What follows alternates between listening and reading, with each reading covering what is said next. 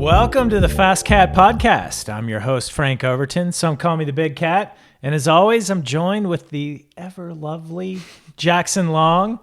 Hello, everyone. We're talking about some of my favorite stuff today. So I'm excited.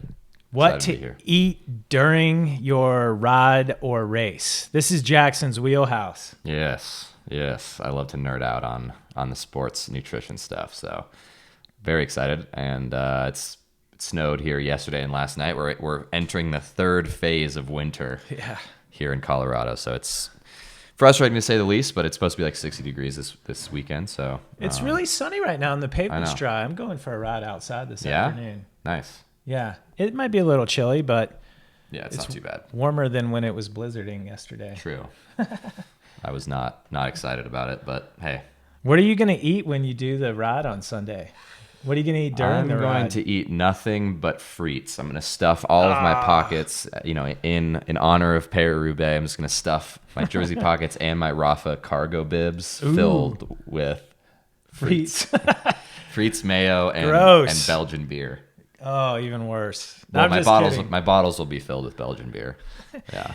That's right, ladies and gentlemen, sports fans. We are talking about what to eat during your rides. There's winning in the kitchen and what you eat for breakfast. There's, what you eat in your post-ride recovery meal. But what we're talking about today is what you eat during your ride, your race. When you're doing a 5-hour plus gravel event, we're going to talk about how often. Jackson's going to give you a little science behind that. And I'm going to relate that into practical experience. Yeah. Stuff that you can eat with one hand still on the bar, stuff that, you need to, maybe hit at a rest stop, food on the go. You're not, I always joke with my athletes, when you come to a rest stop in an oat route or even in one of these gravel races, there is no stopping. Right. Everyone's like, oh, I did a 7:13 this year. I'm like, well, how long did you spend at the feed zone? Yeah. So you're on the clock. So it's like a Formula One pit stop. Yep. Yeah, and I mean, kind of coming back a little bit to winning in the kitchen. We've talked about that. We've done podcasts on it. Isaiah and I had a conversation about kind of general nutrition for athletes a couple weeks ago. But a lot of that kind of goes out the window when we're talking about fueling on the bike. It's a whole different ball game. It's a whole different purpose. Your goal isn't eating, cabbage and, brown rice and, healthy foods. It's about getting through the race or the ride, to fuel yourself and to be strong and not bonk. So I think there's a lot to talk about because it is kind of a confusing topic for people, and we hope to kind of make it practical and simple and not too overwhelming. It's easy for me to go deep into the rabbit hole, so hopefully Frank can reel me in sometimes. Yeah, absolutely. And I think what we were talking about pre-going live is creating a nutrition plan in the show notes for everyone to basically, it's just going to boil down everything we're going to talk about. Yeah. Cool. All right. Should we get going? Should we start? One thing I want to mention is we should get going. One thing I want to mention, one announcement next week, I hope by Wednesday, April 17th, our new forum is going to be live. Wow. And we want everyone in podcast land to join us there. And we have an entire section for the podcast, and I do believe next week is our regular Q&A. Yeah. Yep. So, well, it's going to be too late for then, but in future Q&As, there's going to be a submit a question, and that's instead of doing the help at or emailing this this imaginary Jackson at FasCatCoaching.com email that we joked about. It's going to be post your questions there. Yeah. But the forum's going to be great. Coach Jake's going to be there, all the FasCat coaches, and we want to create a community for endurance athletes to come to and ask questions, and for us to be able to help them along with the rest of the community. Yeah, and so it's a cool place. We'll have a nutrition section. So, you listen to this episode, you have more questions, you want to engage with the rest of the community. throw your question in there and into the pot and see what happens. And I think the cool thing that I love about podcasts is that we can share and connect with the community, but sometimes it feels like it's a one-way discussion. This way, having a forum and these live streams and everything allows for a double-sided conversation, because that's how we actually progress and come to important and meaningful, kind of end topics. Yeah. Believe it or not, after the first couple of podcasts that we did, that I did, 90% of the topics have been user inspired. Like this during what to eat during is from a couple of questions we got on our private Facebook group. And I kind of, I'm listening, I'm reading, I'm following along, and I'm like, oh, we got to do a podcast on that. We got to do a training tip. And so we should get started. Cool. All right, let's start it out. All right. So I think, we want to, again, keep this pretty 3,000 foot view so that we can have it be pretty approachable to the vast majority of the listeners, because again, a lot of things with nutrition and stuff, you can easily get, lose the forest for the trees and get super zoomed in.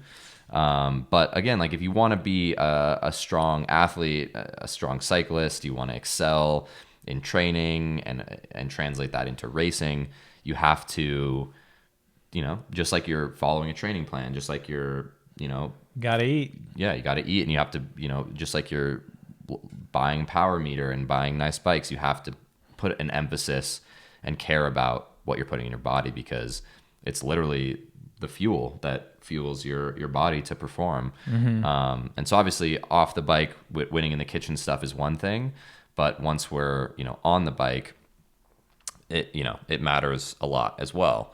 And again, this is also going to be very different for someone racing, an hour-long crit versus someone that's training and racing for the Dirty Kanza or something like that, because those two athletes are, not only using very different physiological energy systems, but they're also requiring very different nutrition plans. And so we have to, be able to find answers somewhere in the middle. Yeah. Should we just tell cyclocross and crit racers what they should eat and then just move on to the rest of everyone? Yeah. Maybe not. We'll come back to that. Yeah. Well, I mean, I think again, this all kind of comes down to we're talking, majority of this conversation is going to be about training rides or races that are basically over an hour, around 1 to 2 hours, up to long endurance marathon mountain bike rides, Dirty Kanza, gravel races, stuff like that. That's really where this stuff starts to matter a lot more. I mean, if you're racing an hour-long crit, maybe you slam a gel, 30 minutes to go, 20 minutes to go, just to get that little extra boost. But the reality is that your glycogen stores, that you're going to have enough fuel in the tank to get you through that race. But as we'll talk about, once you start getting into those longer and longer events, it's where you start to get a little bit depleted. Yeah. So I'll give you the coach rec first, right off the bat, and then let's back it up and let's talk about glycogen. Yep. How about that? Cool. So for all you guys out there, gals, doing the crusher, the gravel events, the oat root style, I think it's super duper important to eat every 30 minutes. Okay. You got to, and we'll get into why. And then the recommendation I give everyone is go gels, blocks, bars every 30 minutes. So that's at 30 minutes, a gel like this. At 60 minutes, some blocks like this, maybe half the pack. And then at 90 minutes, a bar or a rice cake. And then at 120 minutes, you rotate back to your gel. And then at 150 minutes, you're back to this, and just go through that rotation. And you're topping off your blood sugar, you're sparing your muscle glycogen, and you're not getting depleted, and that's gonna keep you going. And when we do our simulation rides, we've podcasted about that, these gravel simulation rides. That's when you figure out if this rotation works or not, whether you get an upset stomach, or whether you bonk, whether you need to eat more. And so we'll get into that. But I think the core of everything is every 30 minutes rotating through. Never gels 100% of the time, never blocks 100% of the time. And then what we'll also talk about is the logistics. You just can't do a rice cake or a bar every 30 minutes. That's, a lot of times you're just riding too fast or breathing too hard to inhale it. So with that said, let's back up to why glycogen. Yeah, let's go there. Yeah, I mean, so I think again, like, cycling is this interesting sport where it kind of varies. It's not like, track sprinting where it's just like pure all out full gas effort for like 4 minutes. These races, whether it's a road race, cross country mountain bike race, the Dirty Kanza, you're never just either going full gas or easy, and so I think a big misconception is the way that energy is metabolized in the body. And, so these kind of sports like cycling where you are required to go into high intensities. If you want to win a bike race, you have to be able to sprint, you have to be able to attack, you have to be able to climb hard and go into intense, areas of that physiology. And, as we know, glycogen, which is the stored form of carbohydrates in the muscle and in the liver, is kind of the main fuel source for that. It's the most efficient way to not only store energy, but also to deliver it easily and quickly to the working muscles, and not fat, not protein. And so in the context of this conversation, we're talking mainly about glycogen and to a lesser extent fat. I mean, of course, we do have a mass, even in really super lean athletes, we have a high capacity to store, lipids, fats, but it is a less efficient process. If you're on a deserted island and you have only water, you can live for 120 days based on your fat stores. Yeah, exactly. Yeah. But you can't utilize them during a bike race. Right, because when you're stranded on a desert island, you're not sprinting around attacking people up, You would bonk within 1 hour. Yeah, exactly. On a deserted island with only water. Yeah, because I mean, we have, once like talking about bonking, I mean, bonking is like a lot also mental. I mean, the brain is powered by glucose, which is the most basic form of carbohydrate. And so when you run out of it, your body, your brain starts to kind of like, that's where you get the weird disorientation coming from a bonk. And so, when we're talking about these, whether it's even at like steady state, zone 2, zone 3, sweet spot, you're still burning through carbohydrate and glycogen. And so endurance athletes already have a pretty like a higher storage capacity of glycogen than a normal, sedentary person, because our bodies adapt to storing more carbohydrates in the muscles. Our muscles grow bigger, therefore we can store more. So that's kind of what we have to focus on a little bit when we're talking about this stuff. And so it's also been studied extensively in the scientific literature that low glycogen stores are associated with fatigue and bonking and stuff like that. And so carbohydrates really are the kind of main and essential fuel source during cycling, just the way it is. And so that's kind of what we're talking about here. And if you see any of the world tour riders, they're eating mainly carbohydrates during these grand tours, because it's just really quick and easy for the body to take those in and use them as a fuel source. And we're not talking about fat. We're not talking about protein during a hard event where you're working hard. The only thing that's going to happen in your gut is that fat's just going to sit there, maybe cause an upset stomach because it just can't be absorbed. So when you talk about carbohydrate absorption, that's what the body is trained and good at during exercise. And so that's what you want to put on that. And then the one other point, I think we've talked about the you are a Ferrari analogy.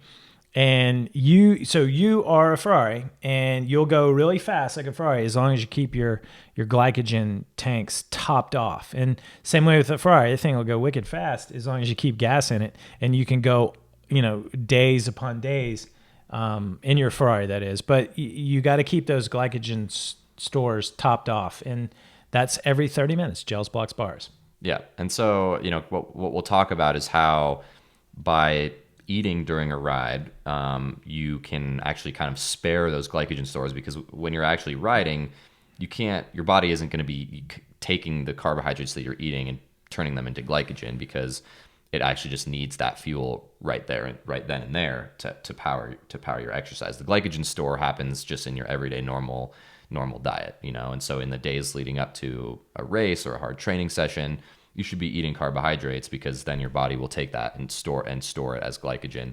But when you're eating, gels and bars and blocks and hydration mixes that have carbohydrates, that is just being like dropped into the bloodstream to be used as fuel, so that you can spare those glycogen stores, so that you can, because even when your glycogen stores are fully topped off, you only have about 2 hours worth, of glycogen if you're not eating anything before they run out and you start to bonk in a normal person.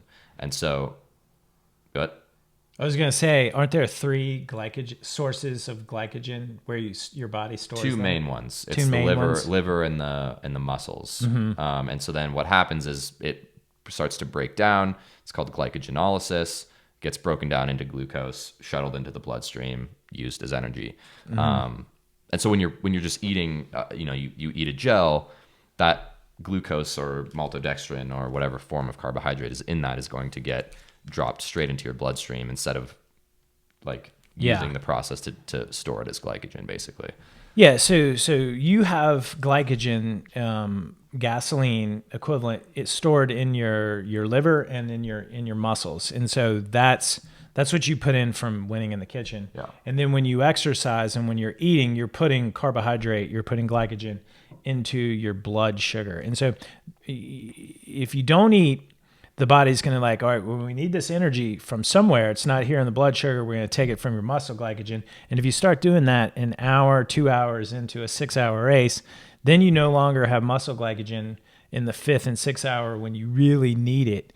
Yeah. And it's too late. And so you got to start at 30 minutes, and that thereby spares those your muscle glycogen stores. Yeah, and I think a big misconception with athletes and kind of people in general is like, when fat is a viable fuel source for low intensities, but it's a common misconception to think that when you're at low intensities that just carbohydrate or glycogen utilization is just fully shut off and that it's just all fat. But the reality is that it's always a mix. It's always a balance. And so even if you're like riding at zone 1 or zone 2, you're still slow. It is slow and slower than if you're doing a time trial, but you're still tapping away through those glycogen stores. And so if you're not eating, normal carbohydrates during your, or you're riding after a fast or you're, something like that, it's going to be a lot quicker to go through those.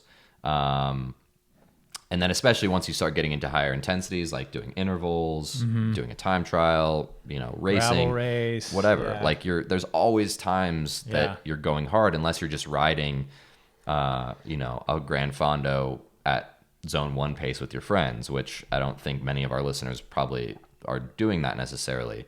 Yeah. So you have to keep in mind that it's always this like scales being tipped, where it's when you start getting up above zone 2, it's primarily carbohydrates. And I have a really great quote from Dr. Louise Burke, who is a world-renowned exercise physiologist. She is a pioneer in this field of sports nutrition and fueling. She's done tons of research.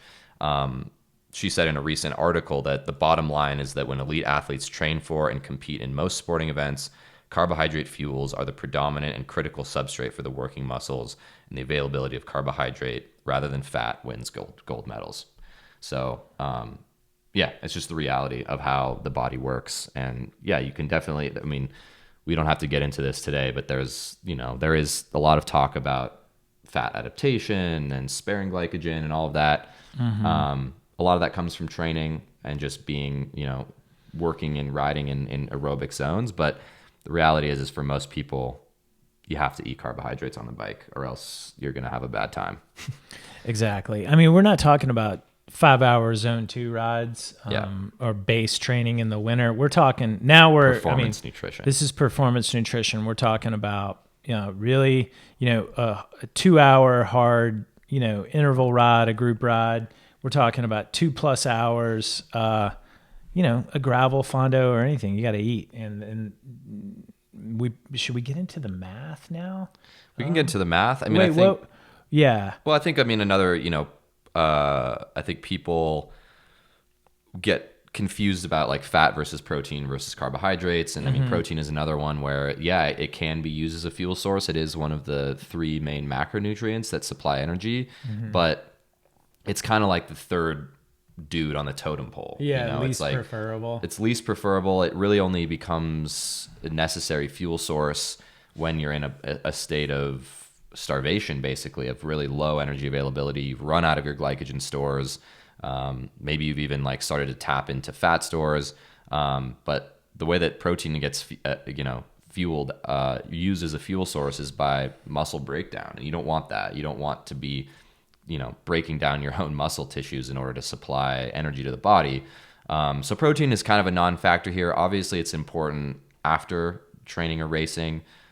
It's very useful among other reasons, other things, in muscle repair and growth and recovery and all these things. And so, but that's coming from winning in the kitchen, like we've talked about. That's not exactly the purpose of this conversation. Maybe in super, super long endurance activities, keeping, having a little bit of protein in your food might help. There's still kind of controversy on that in the literature, but that's not exactly what we're focused on today. Save the protein for your post-ride recovery meal and avoid drink mixes with protein in it. It's just going to sit in your gut, and then also you want to be absorbing as much carbohydrate as possible.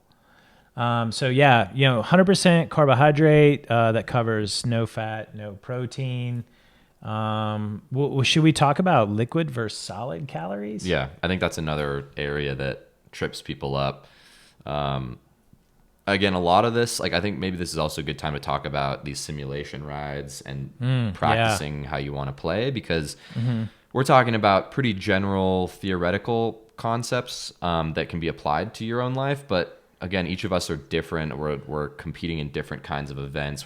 We have different diets. We have different goals, and so we have to be able to be our own guinea pig a little bit and self-experiment on the bike, and mostly in training. Obviously, you don't really want to go into a race and try everything new, like we've talked about. And so doing this stuff on training rides, trying out different bars, gels, blocks, hydration mixes. You have to figure out what is right, works best for you. We can't tell you that. We can give you general guidelines of what, the science says and what, our own experience has helped with. But the solid versus liquid calories is a big topic of discussion, I think, because some people, myself included, I can't really do gels that well. My stomach doesn't like it. But some people I know do pure gels. So it's like the answer is somewhere in the middle there. And I mean, when you're doing a super hard gravel race like the Crusher, where it's technical, you're going hard most of the time, it's going to be hard to pull out a delicate, crumbly rice cake and try and shove it into your mouth. Can't do it. So you have to also take into consideration efficiency and ease of use of is this, it's better to eat something than nothing, because you try to pull out a bar and it's crumbling and you're choking on it and it falls and you crash and it's like you can't have that. There's one-handed nutrition and there's two-handed nutrition. Getting your carbohydrate from gels and blocks is one-handed nutrition, as well as from your drink mix. That's one-handed nutrition. And there's, most bars and rice cakes and the other stuff, that's two-handed nutrition that requires a stop, and most of us are on the clock. So if you do have to do that, treat yourself like a Formula One pit stop and come in there and have a plan, no chit chat, and get right down to what you need and get back on the bike and keep going. If I'm in that situation, I'm putting 1 foot down. I'm not even clipping out. Yeah. Barely. Or pro tip that I learned is you can, if you're carrying everything with you on the bike, you can open your bars Pre-open. So Yeah. they just, This, you like cut off the top with a so pair all of you have to do scissors. is grab it, Yeah. pull it out, and That eat. makes it one-handed. Yeah. Yeah. The one important thing we want to mention is with most of the drink mixes out there, there's 2 formulations. There's the hydration mix, like the Scratch, that has about 80 calories per serving per bottle, and then there's the energy formulations, those have like 240. Yeah, there's some like, I think per I hour. haven't ever tried it, so I don't necessarily recommend it until I've actually tried it. But there's like this company called Martin. Have you heard of them? Yeah, I've seen They're that. like Morton or something, but Yeah. they're like 300 or 400 calories a bottle or something. Yeah, so if you're racing full gas, that you may want to consider that. Way back in the day, we were talking about this. I used to have these little juice boxes of Extran. They were like 3 bananas worth, and like 30 minutes before like the crux moment of the race, I would take that in. Yeah. But so the important thing is, if you're doing this, may be where we want to mention, how many grams, how many calories of carbohydrate you should be taking in per hour. Yeah. So, for rides 2 hours and less, it's like 120 to 240. And then for races and long training rides, 3+ hours, you're gonna be taking in 240 to 360 calories an hour. And I think we both agree there's infinite ways to arrive at those numbers. The important thing is to use these simulation rides to experiment and go back and review. Did I, what was my caloric intake per hour? Did I meet the daily, like not the daily recommended usage, but did I meet 240 to 360 per hour? Right. For example. And like with that being said, you don't want to wait until 3 hours into a 5-hour ride to start eating when you start to get hungry. I mean, there's like the old saying, it's like, if you wait until you're hungry, it's too late. Same thing with hydration. Mm-hmm. And so if you know that your ride or your race is going to be over 2 hours, start eating and drinking every 30 minutes. Start at that 30-minute mark. And I know people that, I haven't done this, but I know people that put a little alert on their Garmin that beeps every 30 minutes to remind them to eat, because it's like, it is hard when you're trying to, maybe you're racing in a road race with a Peloton, and it's easy to forget. But yeah, on your simulation rides, your long rides on the weekends, take everything or more than you think you're going to eat because you're in training. Save all the wrappers in your pocket. Yeah. When you get home, take out and count them out. Yeah.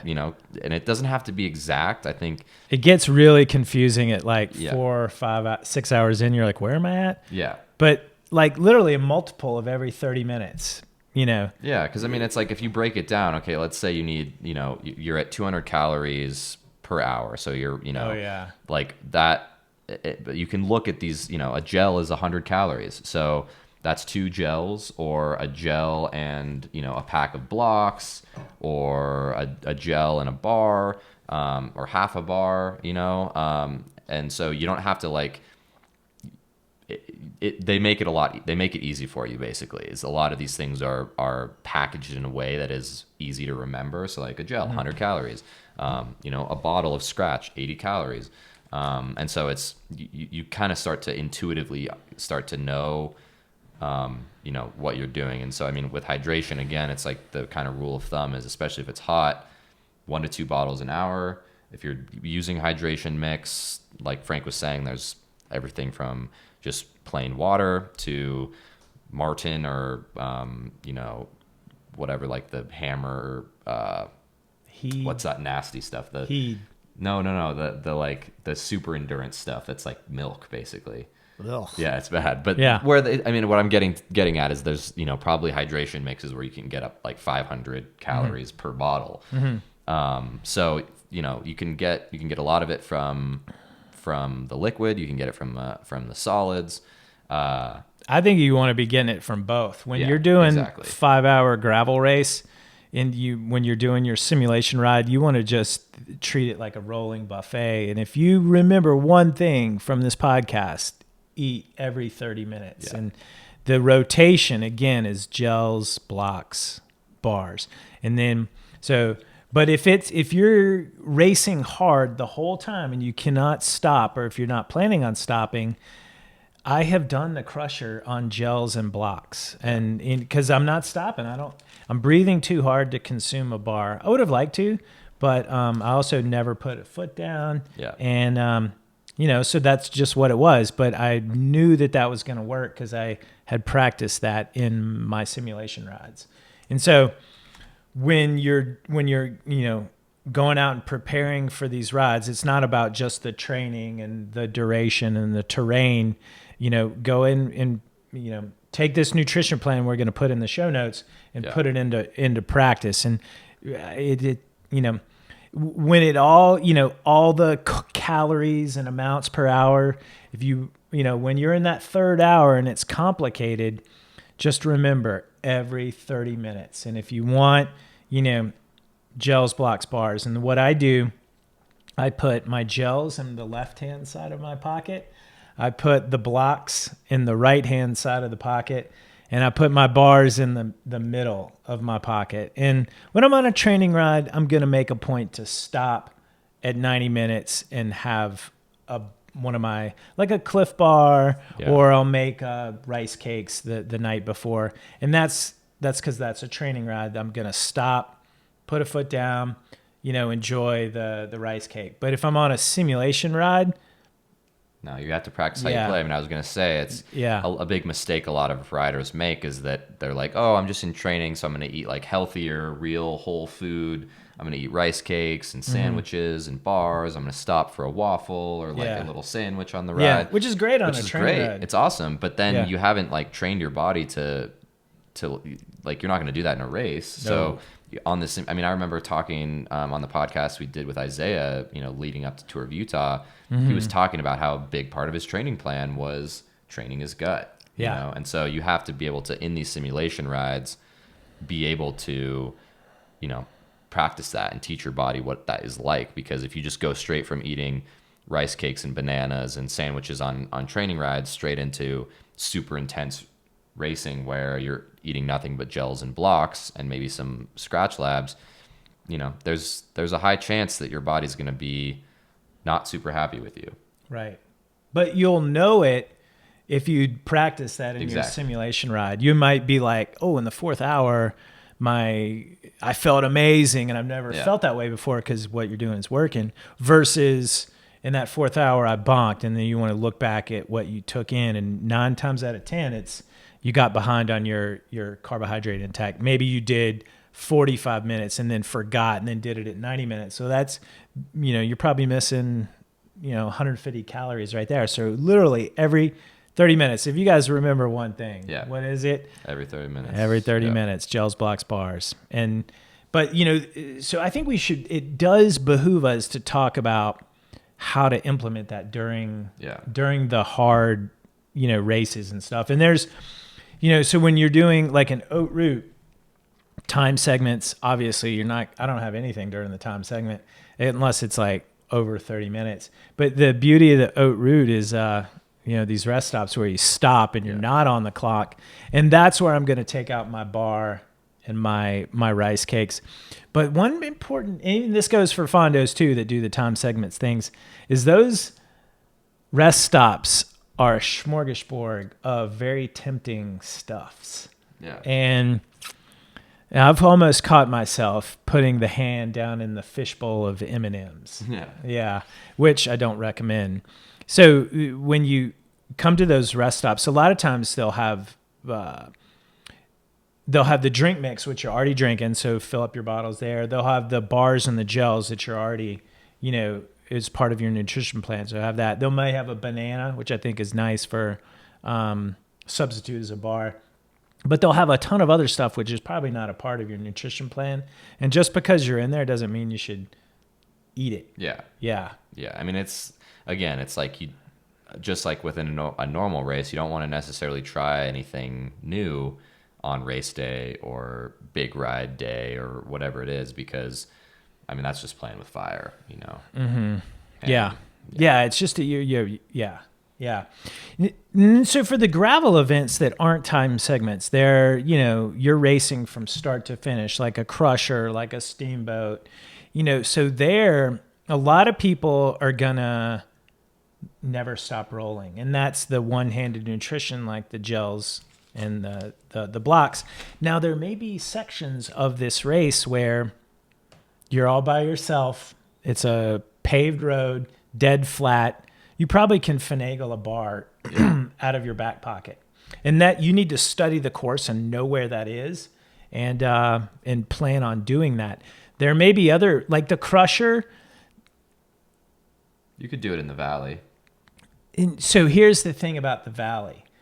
There's two parts of the valley. There's the chasing back on, following the descent, and then you're usually in a pace line, and it's really tough to do a two-handed bar consumption in the pace line. So I've just come to the conclusion that the crusher is a gel in a blocks type of race for me. Yeah. Now, if you do plan on stopping, remember you're on the clock, but if you do plan on stopping, that's when you wolf down your rice cakes or your bars. Yeah. I think, again, kind of coming back into training, get used. I think a lot of people are afraid of taking their hands off the bars to grab food and to eat it.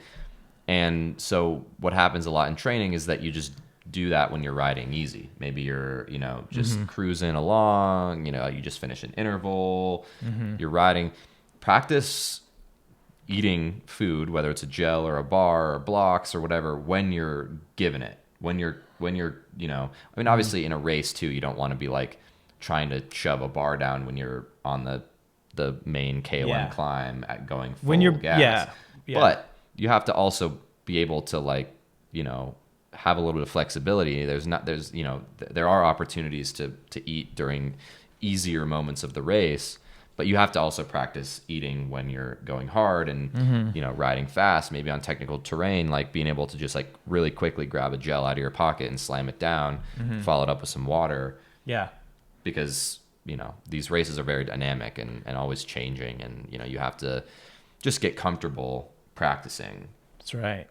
Gels get a bad rap, but these things work, and they're logistically, you can be going hard, heart rate 175, breathing so hard, there's no way you could even chew, let alone swallow. But with this is what this is for. And it, we're not, I don't even care what it tastes like. They just work.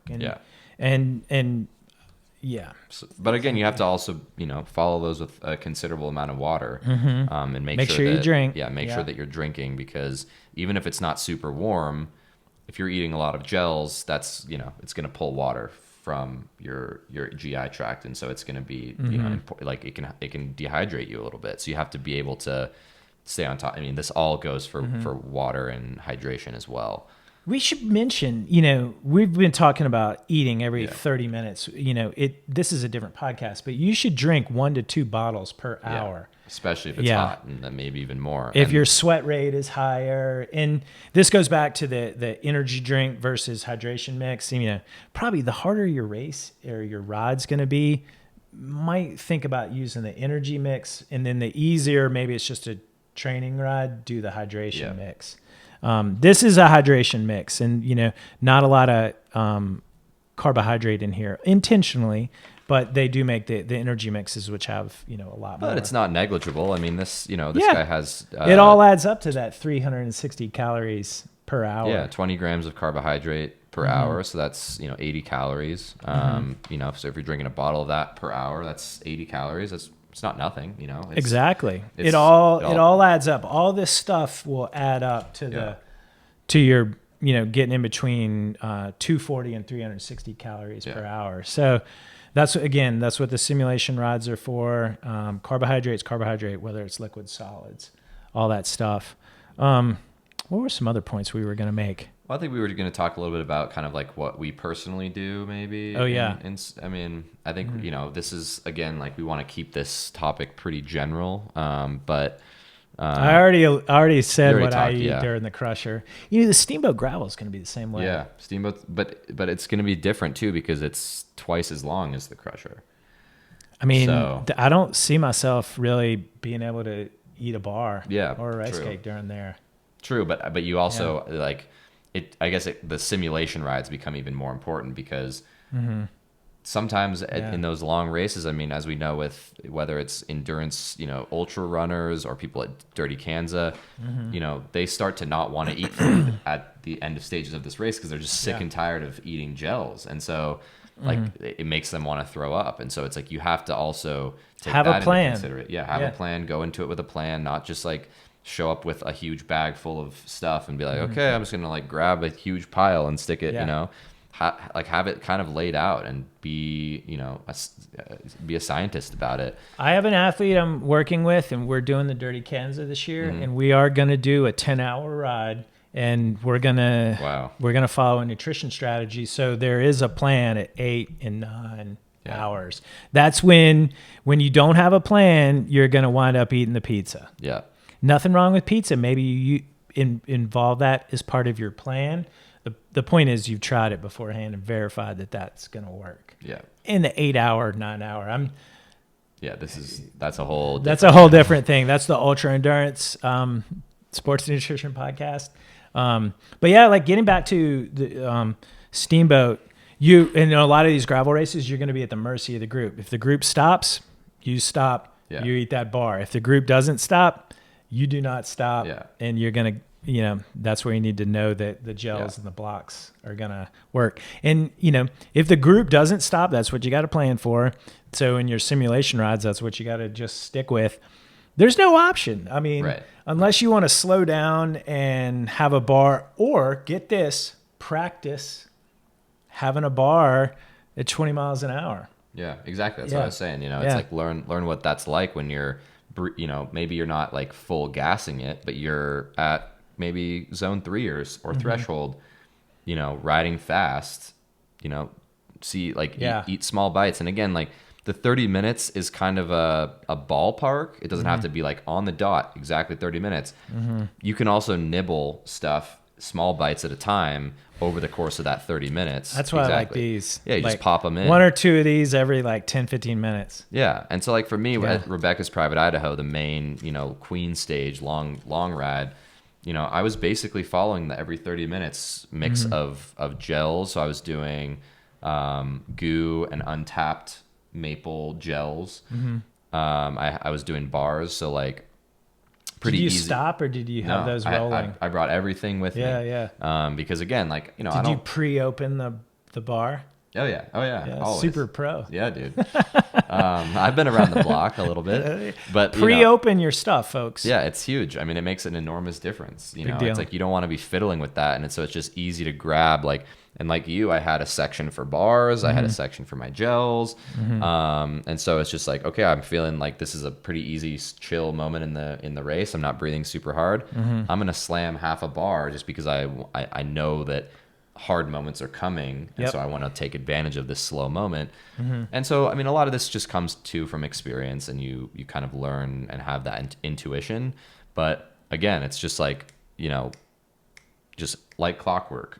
Every 30 to 45 minutes I'm eating something, multiple of 30 minutes, and multiple kinds of foods to get multiple sources of carbohydrates, so that it's easier to absorb.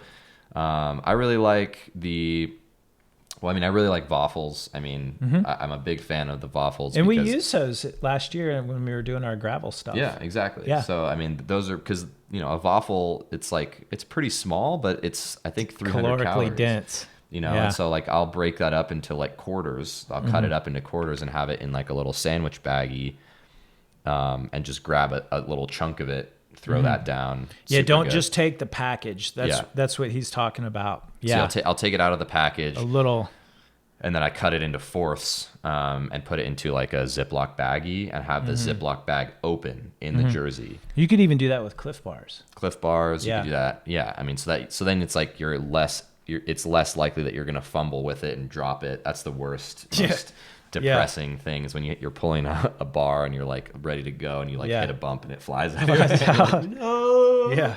But so I mean, that kind of stuff. I mean, there's so many, like the world of sports nutrition products has evolved so much in the past 5 or 10 years that you have no excuse not to find something that you like the taste of, that works for you and your body, and that you really look forward to eating it. 'Cause, I mean, you also want to enjoy what you're eating for the most part. I mean, to a certain extent, but be practical about it. Exactly. Yeah. It's like a time trial bike. People are like, it's not comfortable. It's like, well, It's 30 not- minutes doesn't need to be comfortable. yeah. Maybe your multi-sport Ironman bike needs to be comfy. Yeah, But totally. I want to spend a minute talking, just a small minute about rice cakes, because you've heard us reference those a little bit. So the rice cakes we're talking about, they're the Scratch Labs rice cakes. They are the recipe that Dr. Alan Lim, founder of Scratch, has advocated for a long time. And if you Google Alan Lim Scratch Labs rice cakes, you'll find the recipe. It's out there. I'm looking at the Feed Zone portables. Yeah, he has it's a bunch of sitting on different recipes. Yeah, multiple different flavors. The big thing is you got to make these beforehand, the day before. And I call these the guaranteed not the bonk bars. And not only is you're getting carbohydrate from the rice, there's also in the ingredients, you do put in sugar. And so there's sugar in there. You're getting a little bit of carbohydrate from the fruit you put in there. So I like these bars because it provides a well-rounded source of carbohydrate, but they're calorically dense. I mean, I've never counted up the calories. We should look on the recipe book, but I'm willing to bet they're over 300. Yeah, they're probably a few hundred calories per bar, because rice is we're not talking brown rice or quinoa or something. It's white rice that is very easy to absorb. It's essentially refined carbohydrate, and so it's just like I've struggled with rice cakes a bit just because maybe I'm making them wrong, but I found them to be super crumbly and easy to choke on. You got two things to that, because I've recommended this to hundreds of athletes, and they always come back with that. Yeah. So here's what you got to do. First of all, you got to buy the right rice. It's calorose. Yeah. You got to rinse grain. it. Rinse it beforehand. That rinses off the parts that will cause it to be crumbly. And then you got to add the right water mixture. And they give it to you in the recipe, but you may need to tweak it a teeny bit.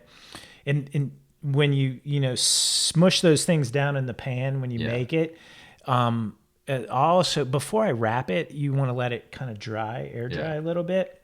And then per what you were talking about with your waffles and cutting it up into quarters, I'll put it in the Scratch Labs will have you wrap it up in parchment paper, and becomes a two-handed grab, and that awesome you need to training. stop. Awesome for training, but for these simulation rides and racing, I put the rice cake in a Ziploc bag that's not closed. Back in your pocket, you can just grab a wad of your rice cake. Boom. Yeah. And because it's not a bar, and that rice goes down really easy, and I can have that on the go at like 150, 160 beats per minute.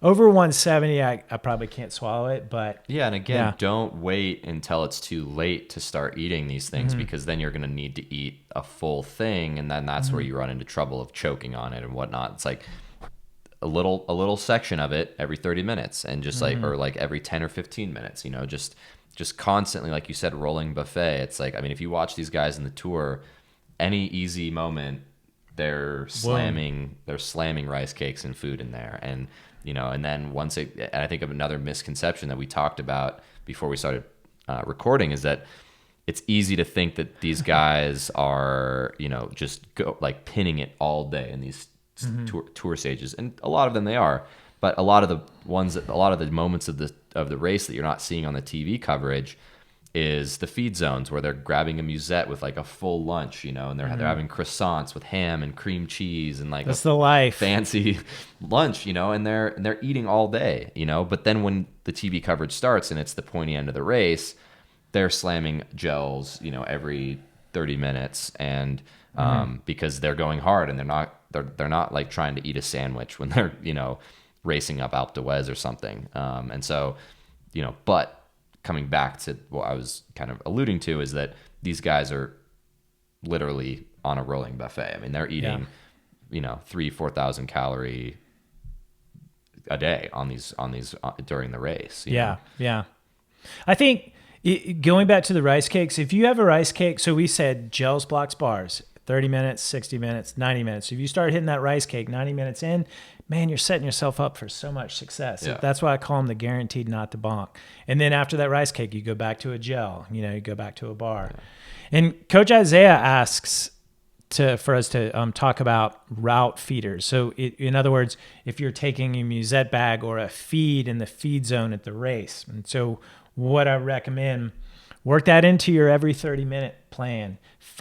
Figure out before the race at what minute you're going to hit that feed zone, and then use what you get in your feed zone or your musette bag or your hand up, to go in that every 30 minutes. And then the other thing for masters athletes, it's a super luxury to have a feeder in the feed zone. So like I did a race this past weekend and I did not have anyone in the feed zone. So I took all my nutrition with me. So 100% of my nutrition goes in my back pocket for the whole race, whether it's 5 or 6 hours. Again, you can put a lot of these in your packet, in your jersey, a lot of these, when we started the race, there were dudes, their back pockets were just stuffed. It looked terrible, but as the race goes on, their pockets get less empty. But the point is, for me in the feed zone, when I'm going through, you're going through pretty fast. The main thing I'm going to take is hydration, a bottle, because you can't bring all the bottles you want in your back pocket for, 4-hour race. So like all these gravel events like Crusher and Steamboat, when I go through the feed zone and I'm not stopping, I'm taking a bottle hand up. And that's when it really helps to maybe have some carbohydrate in there. What Isaiah is talking about, I think, is maybe, so this is what you're talking about for the pros. Yeah. These gravel events, you're going as hard as you can the whole time, more or less. Yeah. With road races and with what we see on the Tour de France, there is a lot of time, hours upon hours, where they're riding easy, low heart rate. And that's when they take the musette bags. They have the croissant and the ham sandwich, and that's good. And so you want it still every 30 minutes or more, and then you factor that into what you're taking from your feed bag from your feeder. Yeah, and I think musettes are not very common in American bike racing. We don't, especially for masters, especially for these fondos and stuff. Maybe in a long stage race, maybe you're doing the Tour de Gila, and they're long stages where they're, like you said, there's sections that are pretty slow. Mm-hmm. You can grab a musette from the feed zone, but we're talking about the Crusher or Steamboat Gravel or the Haute Route. No one's handing out bananas, or there's not people standing there with a banana or a peanut butter and jelly sandwich or some boiled potatoes. Right. The neutral feed has water and neutral water, and I mean I think at the Crusher and probably a lot of other races they actually don't allow non-neutral feeders. That's right. They actually ask no people in the feed zones. It's like a course thing. They don't want a bunch of cars on the course. And so I think it depends, but yeah, I think most of the feed zones you see in American bike racing or fondos and stuff, it's water or it's hydration or it's a water bottle with a gel, I was about to mention that. It, trapped in the lid, so you just pull it out and suck it down, drink the water, and it rips off automatically. That's a couple hundred calories in the bank, But again, most of these things that we're talking about, the feed zones are meant to be stopped at by people that want to stop in the race or the ride to eat their boiled potatoes and M&Ms and no M&Ms and candy and ice cream. I suppose you could eat a beer potato at a feed zone. Only if you've practiced it in Rebecca. That's the best thing. Ride. That's the best part about Rebecca's Private Idaho. They have these amazing Idaho potatoes boiled with rosemary and they're olive oil. It's so good. Really? Oh yeah. I can't wait to do that. The one year I did it where I just rode it with some friends, I would stop at all the feed stations and just load up on potatoes. And one time I did Levi's Fondo and just filled my pockets with all the nice bars and gels to take home with me. I think in what you're talking about, I think if your goal is to enjoy a fondo, to not be I finished in 6 hours and 14 minutes and then regret that, it is perfectly fine to stop in these feed zones and enjoy all that the feed zones have to offer. Especially if performance is not your absolute number one goal. I think what we've talked about is if performance is your number one goal. And for me, I'm not going to rely on feed zones to provide me the nutrition that I need during the race, because it's a little bit of a gamble. It's easy to miss feeds. It's easy to just be going super fast, or you're not in the right position in the field to get a proper feed. Obviously, hydration, one thing, but I always throughout my whole racing career would just, because I'm just used to what I want to eat and I know what I have, I'm going to take it all with me in my pockets. That's right. Unless it's a super long stage race where we have a car in the caravan and I can go back, get some food from the car. That's a whole different story, but I like to bring everything. I'm the same way. When I travel to the oat route, I mean, I've got 5 pounds of nutrition that's going in my bag. Yeah. The exact gels I like, the exact blocks. And if I've really been Boy Scout, I'll have already made my rice cakes and they're in Tupperware. They're G to G. Yeah. So, you get to a travel race like that, go into a bike shop. That's A, and Aaron, and B, they may not have the brand you want. Yeah. Yeah. But yeah, back to the enjoyable part of these rides.